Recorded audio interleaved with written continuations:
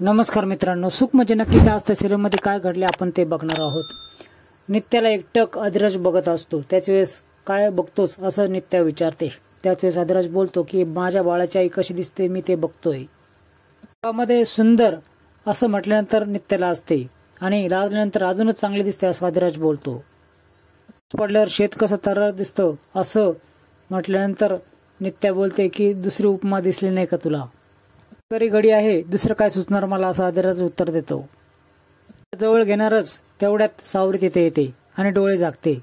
मला मीच दिसते का, त्यावेळेस सावरी बोलते आणि अधिराज बोलतो आम्ही जवळ आल्यावरच तुला यायला सुचतं का, रोजच मी कडमडणार आहे, नित्यासाठी रोज गाईचं दूध घेऊन येणार आहे, पिऊन बाळ कसं पैलवान झालं पाहिजे असं सावरी बोलते.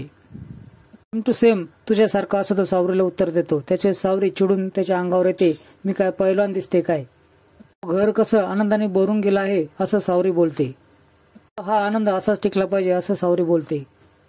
तर नवीन गाई आणली आहे दूध काढण्यासाठी आणि आईने डिंक लाडू आणले आहेत, त्यासाठी कपडे देखील शिवायला घेतले आहेत. सगळ्याला कशाची नजर नको लागायला असं सावरी चिंता व्यक्त करते.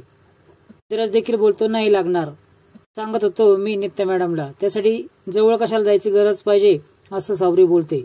त्याच्यात असं तर दार लावून जात जा ना असं म्हणून ती तिथून पळू लागते. नित्या हसू लागते. लाजल्यावर तर खूपच छान दिसतात आणि हसल्या तर त्याच्यापेक्षा जास्त चांगल्या दिसतात असं अधिराज बोलतो. रेस्ट हाऊसवर सोमा 2 बायकांना घेऊन येतो.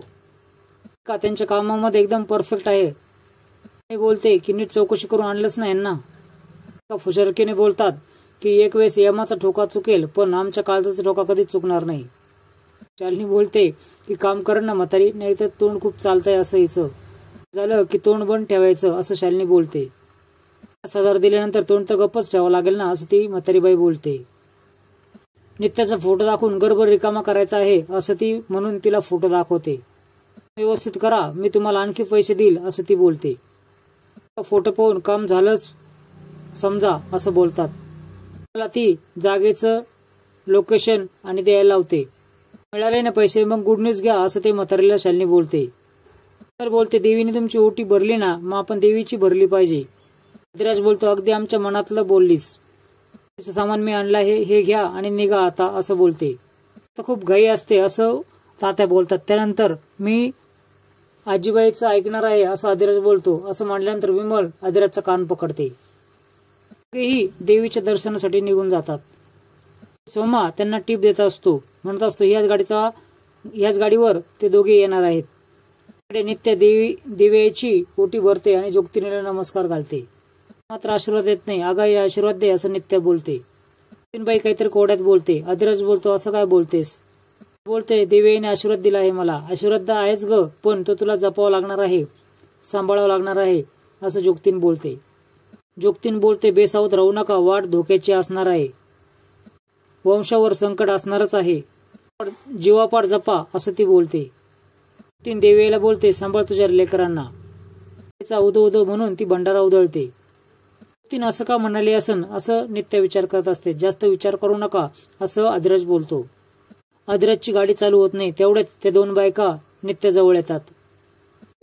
म्हातारी बाई जोरजोरात हसू लागते. अशी का वागते असं नित्य विचारते. त्याच वेळेस ती बाई बोलते की माझी आई जरा खोळी आहे त्याच्यामुळे असं वागत आहे, काही त्यांनी खाल्लं नाहीये असं ती बोलते. त्याच वेळेस अधिराज बोलतो हे पैसे घे आणि काहीतरी खाऊन घ्या ना, तर आजचं झालं पण उद्या काय होईल असं ती नित्याला बोलते. त्यानंतर नित्य बोलते की आमच्या शेतामध्ये तू काम करशील का, म्हणजे आजीची बी सोय होईल आणि तुझी देखील सोय होईल.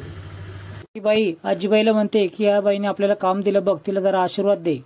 म्हणून ती बाई म्हातारी बाई नित्याजवळ जाते. म्हातारी बाई नित्याच्या चेहऱ्यावर हात फिरवते आणि तिला ढकलून देते. नित्य खाली पोटावर पडते. तिला पकडतो आणि ह्या बायका पळून जातात. रडू लागतो आणि तुम्हाला दिव्याची शपथ आहे उठा लवकर असं बोलतो. पण नित्या बेशुद्ध असते. तिला उचलून घेतो. शालिनीला सोमाचा फोन येतो, काम झालं आहे, खूप मोठं सुख दिलं आहेस, खूप मोठा आनंद दिला आहे असं शालिनी सोमाला बोलते. दुःखामध्येच मला आनंद आहे असं म्हणून ती आनंद व्यक्त करते. त्याचं बाळ जन्माला येण्या अगोदरच घालवलं मी असं शालिनी म्हणून खुश असते. आता कळेल शालिनी काय चीज आहे तिला असं ती बोलते. नित्याला उचलून देवी आईच्या मंदिरापाशी येतो. विचारते काय झालं तिला. आदिराज बोलतो की काही नाही झालं तिला, देवी आईचा आशीर्वाद आहे तिला. तुझीच ओटी भरायला आलो होतो आणि बघ ना हे काय होऊन बसलं, असं आदिराज विनवणी करतो. त्याबरोबर बाळ देखील आहे असं म्हणून तो देवीला प्रार्थना करतो. दोघांना जरी काही जरी झालं तर मी देखील इथून जिवंत नाही जाणार असं आदिराज बोलतो. परीक्षा नाही, तुझ्याच आशीर्वादाची परीक्षा आहे असं आदिराज बोलतो. घरी सर्वजण दोघांची वाट बघत असतात. हुरहुर लागलेली असते. सर्वजण संशय घेत असतात काहीतरी झालं असेल. त्यावेळेस शालिनीचं काही खरं नाही, ती आपल्या घराच्या वाटेवरच आहे असं सर्वजण विचार करतात.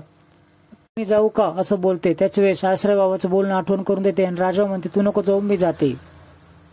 मी संत्याला घेऊन जाते म्हणजे तुमची देखील काळजी मिटेल असं राजमा बोलते.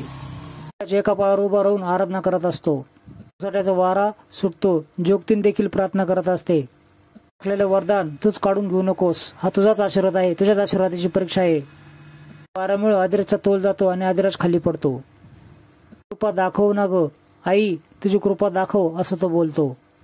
पुढील भागामध्ये तुम्ही बघणार आहात की नित्याला शुद्ध येते. दोघेही घरी येतात. अंगणामध्ये तुळशीची पूजा करताना नित्याला शालिनी दिसते. शालिनी तिच्या समोर येते. इथं कशाला आली आहे असं विचारते. बोलते ऑफर द्यायला आली आहे. तुझं बाळ दे असं म्हणून ती चाकू बाहेर काढते आणि त्याच्या पोटामध्ये चाकू खूप असते. नित्या ओरडते.